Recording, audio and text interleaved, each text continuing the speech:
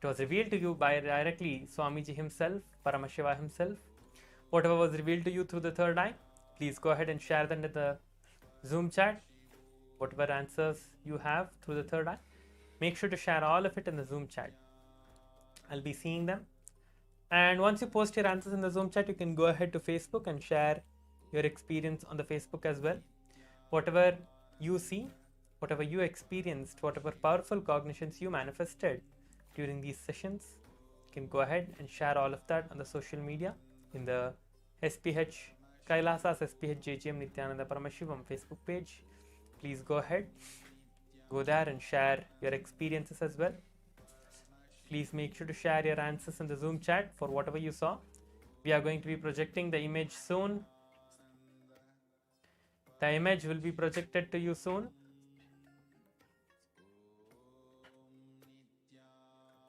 Yes.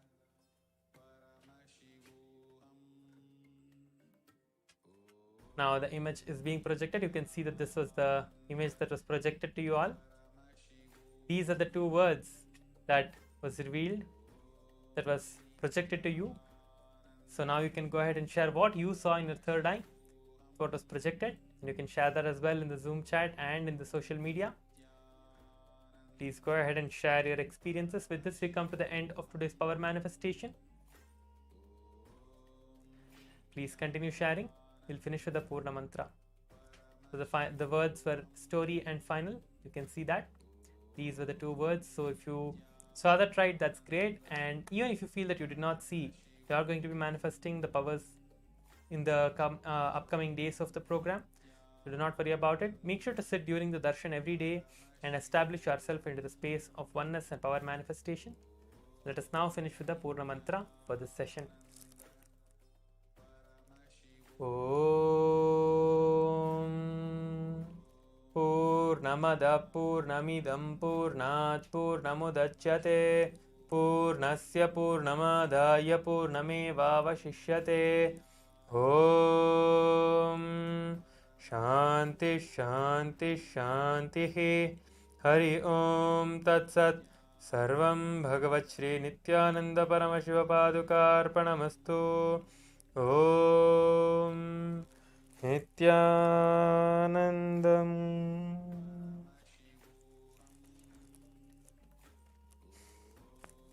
Please stay tuned for the next session. We are going to be coming back right for the next session. Please stay tuned. Thank you, Nithyanandam.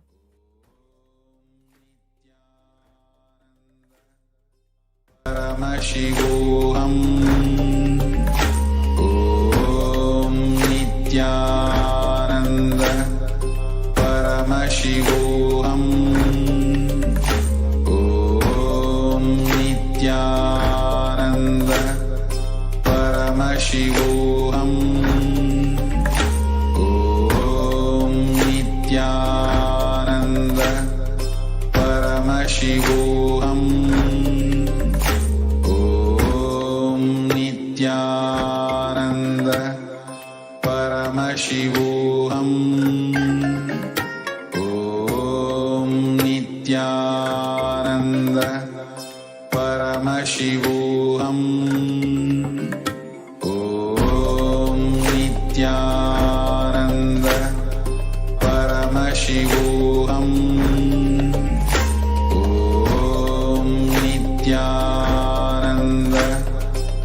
Paramashivoham.